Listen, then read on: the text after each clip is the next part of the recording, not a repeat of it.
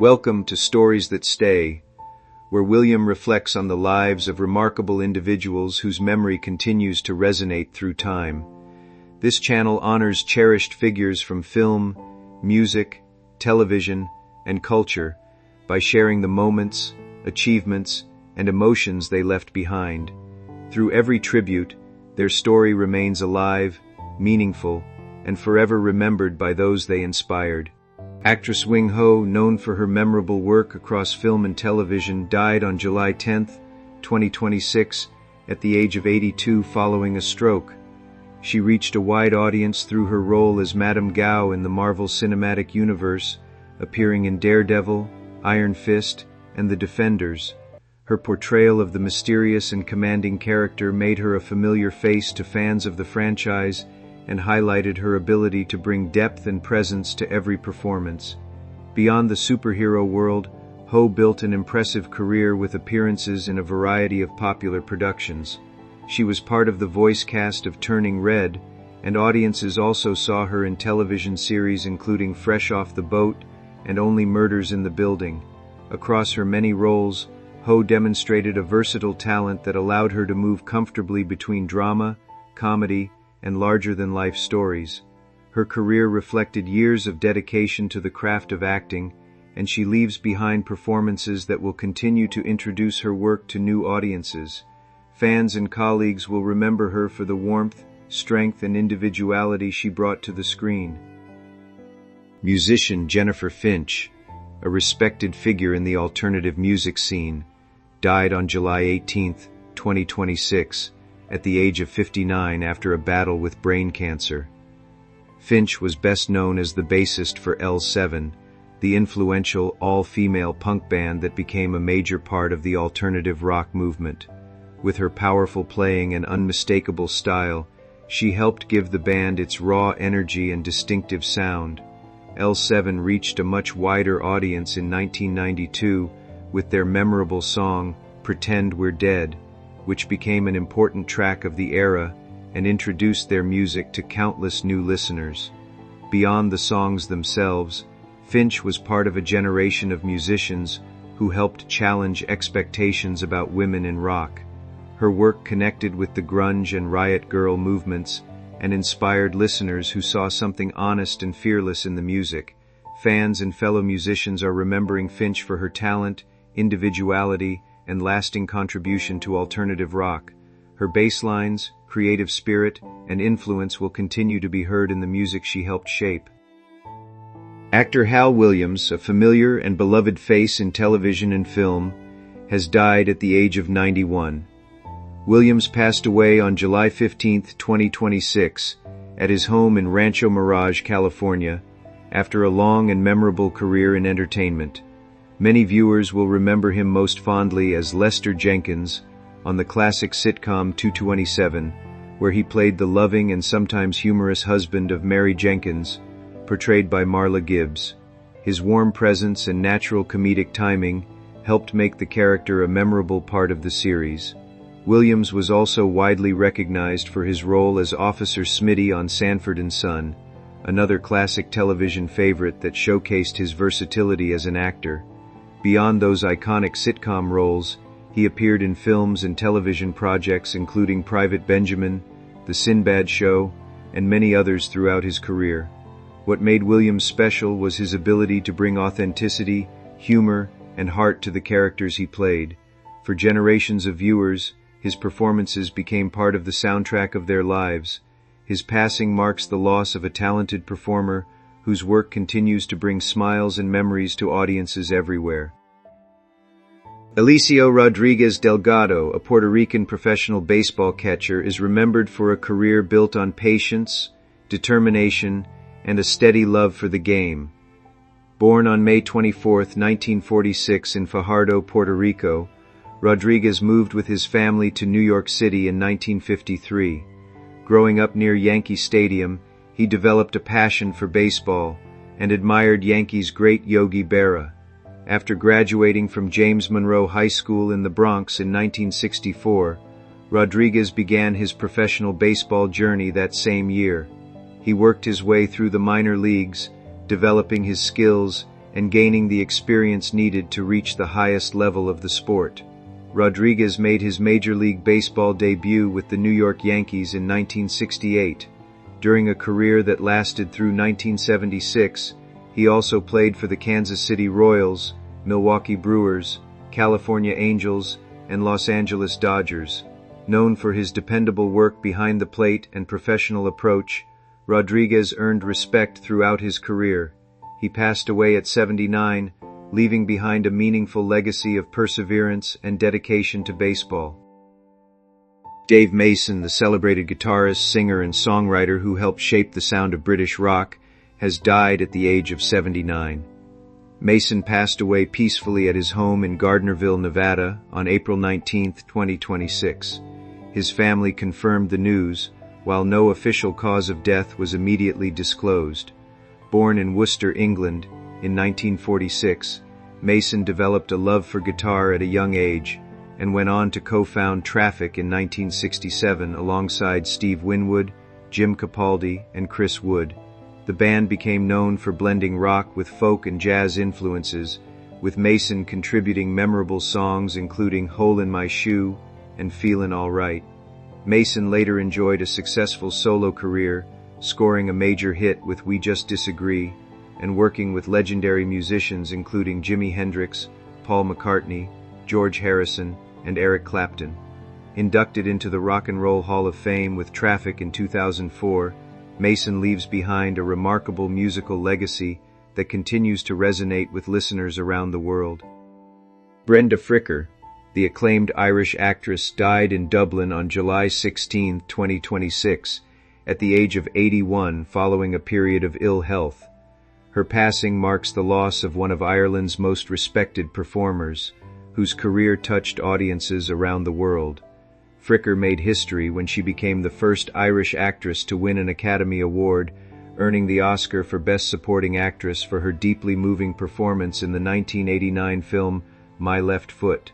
Beyond that celebrated role, she reached a new generation of viewers as the kind-hearted pigeon lady in the beloved Christmas classic Home Alone 2, Lost in New York. She also appeared in films including So I Married an Axe Murderer, and continued to take on memorable roles throughout her career. Known for her warmth, talent, and remarkable ability to bring authenticity to every character, Fricker leaves behind a lasting legacy in Irish cinema and in the hearts of audiences who admired her work. At 17, Rick Harrison had no diploma, no powerful connections, and no obvious path towards success. He was also living with epilepsy, a condition that had disrupted his childhood and made an already unstable life even harder. Born Richard Benjamin Harrison on March 22, 1970, in Lexington, North Carolina, Rick grew up in a military family. His father, Richard Harrison Sr., was a career Navy officer whose strict discipline shaped the household. Constant military postings meant Rick was repeatedly uprooted, moving between cities and schools before friendships had time to become permanent. But instability was only part of his childhood struggle. At 8, Rick experienced his first seizure. In an era when epilepsy was widely misunderstood, the condition could make a child feel isolated and different. Reading and concentration became difficult, while classrooms offered little understanding. Instead of allowing those limitations to define him, Rick built an education outside the classroom. He read constantly, exploring history, economics, philosophy, military subjects, biographies, and anything else that captured his curiosity. Eventually, the family settled in Las Vegas, where Rick discovered that his strengths were not academic credentials, but observation, negotiation, persistence, and an unusual ability to recognize value. At 17, he left school behind. What looked like failure would become the first step toward an entirely different education, learning the trade. When Rick's father opened the Gold and Silver Pawn Shop on Las Vegas Boulevard in 1988, there was nothing glamorous about the business.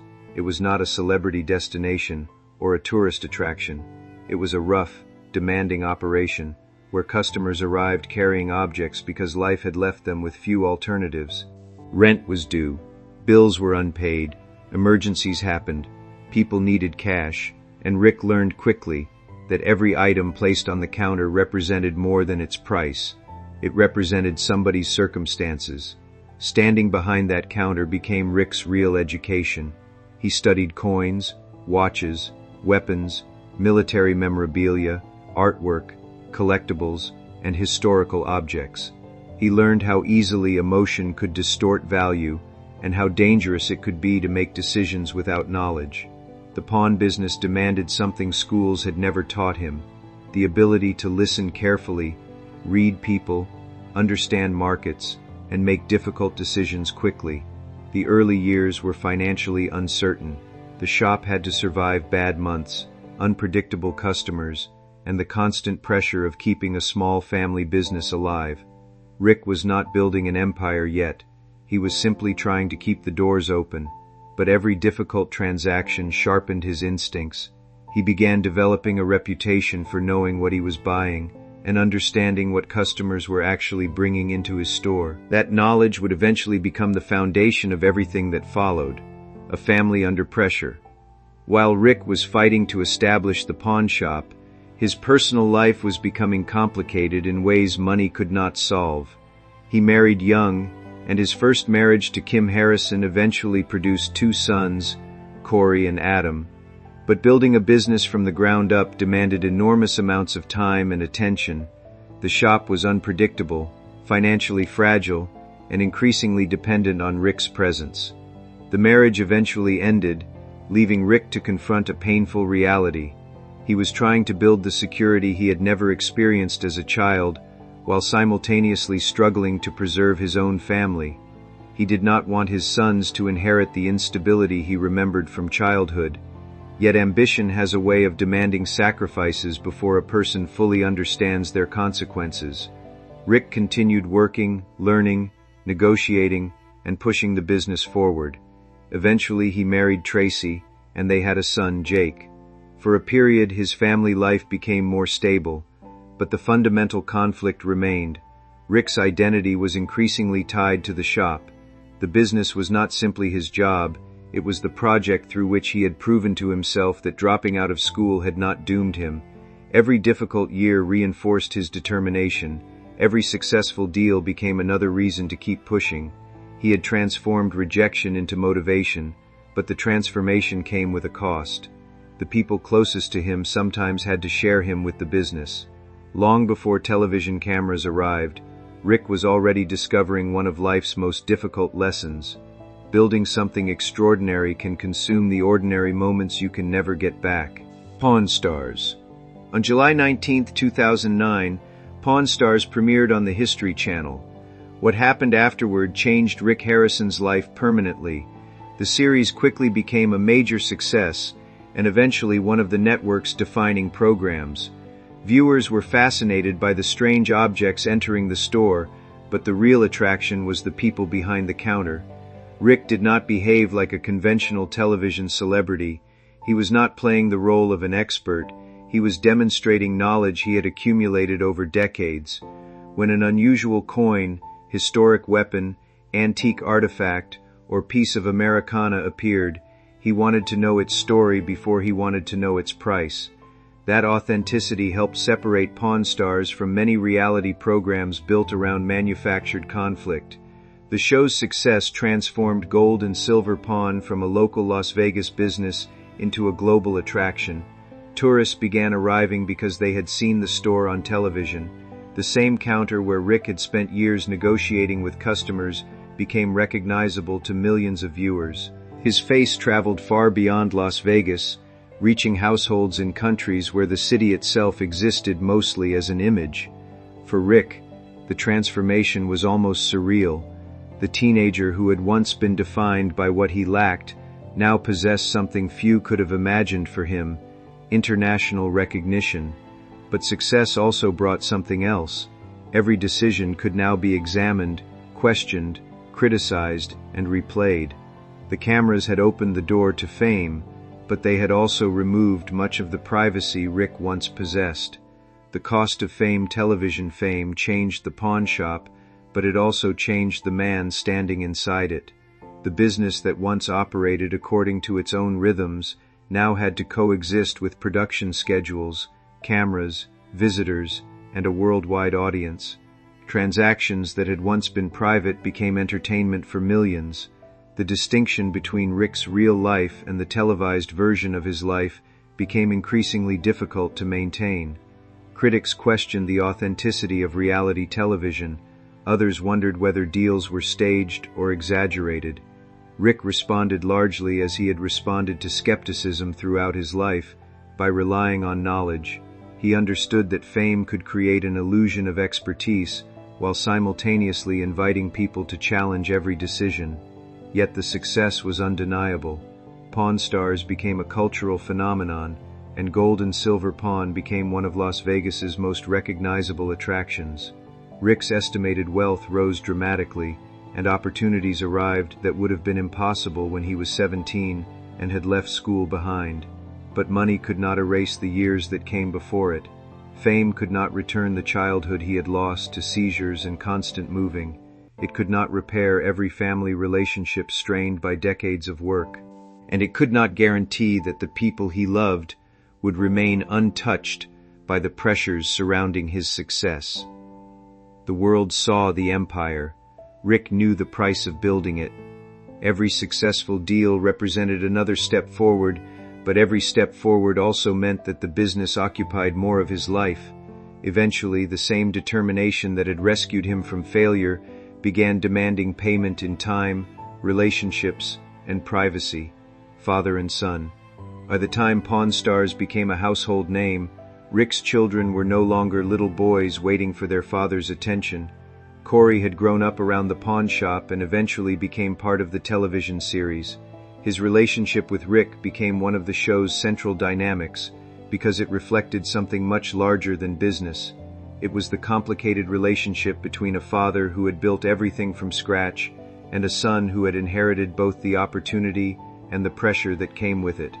On camera, they could disagree about deals, money, and decisions. But beneath those arguments was a deeper question. How does a son establish his own identity when his father's name is already attached to everything around him? Rick understood the question because he had spent his own life trying to escape other people's expectations, yet fatherhood brought a responsibility he could not negotiate away. He had wanted his sons to experience greater stability than he had known. At the same time, the business he built demanded extraordinary commitment. Rick later acknowledged that he had not always been the father he wanted to be. Being physically present at the shop was not the same as being emotionally available at home. Corey watched his father work constantly, watched the business grow, and eventually became part of that world himself. Their relationship carried affection, frustration, loyalty, and competition all at once. It was not perfect, but perhaps that was precisely why audiences connected with it. Behind the television personalities were two people trying to understand what family meant when business had become the center of their lives. The losses cameras missed. The public saw Rick Harrison's success, but there were parts of his life that fame could never make visible. His family history contained relationships that had ended, children who had grown up, and years that could not be recreated. The loss of a marriage was not something a successful television series could simply erase. Neither was the regret of realizing that work had consumed moments that once seemed replaceable. Rick's second marriage to Tracy eventually ended as well, adding another private chapter to a life that had already experienced major personal changes. Jake, his youngest son, grew up in a different era of the family story, when the pawn shop was no longer struggling simply to survive. Yet the past remained part of Rick's identity. He had spent decades building the stability he had wanted, but stability did not guarantee permanence. This is the contradiction at the heart of Rick Harrison's story. He succeeded precisely because he refused to stop working when circumstances told him to quit. The same stubbornness that helped him overcome epilepsy, educational setbacks, financial uncertainty, and business struggles also made it difficult to step away. Success rewarded his persistence while quietly demanding more of it. To millions of viewers, Rick became proof that conventional paths are not the only routes to achievement. But behind that inspirational story was a more complicated truth. Every empire has a human cost. Rick's was measured not only in money, hours, and exhaustion, but in relationships that changed while he was busy building something he believed would protect the people he loved. A different kind of education. Rick Harrison's story became powerful because it challenged a familiar idea about success. At 17, dropping out looked like the end of his opportunities. There was no diploma to open doors and no prestigious institution waiting to validate him. Instead, Rick created an education from whatever information he could find. His books became classrooms. His father became a demanding teacher. The pawn shop became a laboratory. Every customer became a lesson in human behavior, and every object became a test of knowledge. That unconventional education eventually became one of his greatest advantages. Television audiences could see it whenever Rick examined an unusual artifact. He was not simply asking what something was worth. He wanted to know what made it valuable, whether the story behind it could be verified, and whether the seller understood what they possessed. His strength came from curiosity. That curiosity had protected him as a child, and later became a business weapon. Instead of allowing epilepsy to define his limitations, he developed ways of learning that worked for him.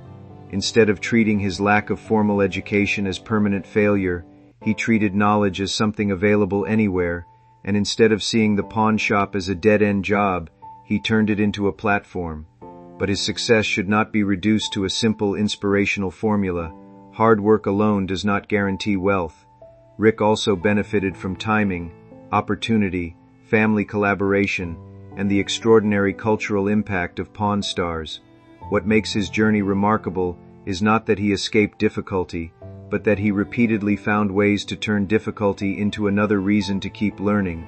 What the cameras could never buy, Rick Harrison eventually reached the kind of success that his 17-year-old self could hardly have imagined. His face became internationally recognizable. His family's pawn shop became a tourist destination. His knowledge became television entertainment, and his unconventional path became part of American pop culture. Yet the deeper story was never really about money. It was about a boy who spent his childhood feeling different, a teenager who left school without knowing what came next, and a young man who entered a difficult business because there was nowhere else to go. He learned through experience, survived uncertainty, and built something powerful from circumstances that initially looked like disadvantages. But the success did not come without scars. He experienced failed relationships, family complications, relentless work, and the uncomfortable realization that time cannot be stored away like money. A fortune can buy security, but it cannot buy back childhood. It can create opportunities, but it cannot force a relationship to heal. It can build a famous business, but it cannot guarantee that the people inside that business will never feel its pressure. That is what makes Rick Harrison's story more complicated than the image of the successful pawn shop owner suggests. His greatest achievement may not be the television show or the fortune. It may be the fact that he continued moving forward after being told, directly and indirectly, that his circumstances had already decided what his life would become. They had not. The price of the empire today, the image most people remember is Rick Harrison standing behind the counter, examining an unusual object, while deciding whether its story is worth its price. But long before television turned that image into a global brand, there was a boy with epilepsy who struggled through school, a teenager who left formal education behind, and a young man who learned business one difficult customer at a time. He did not inherit a finished empire. He helped build one. His father provided the foundation, but Rick spent decades expanding it through knowledge, persistence, and an instinct for understanding people. Pawn Stars transformed that private achievement into public fame, bringing millions of viewers into a world that had once existed only on a Las Vegas boulevard. Yet the most important part of his story remains outside the frame. Fame cannot show every night he worried about the business surviving. It cannot show every family conversation interrupted by work. It cannot show every relationship altered by ambition. and it cannot reveal every moment when Rick wondered whether the price of success was becoming too high.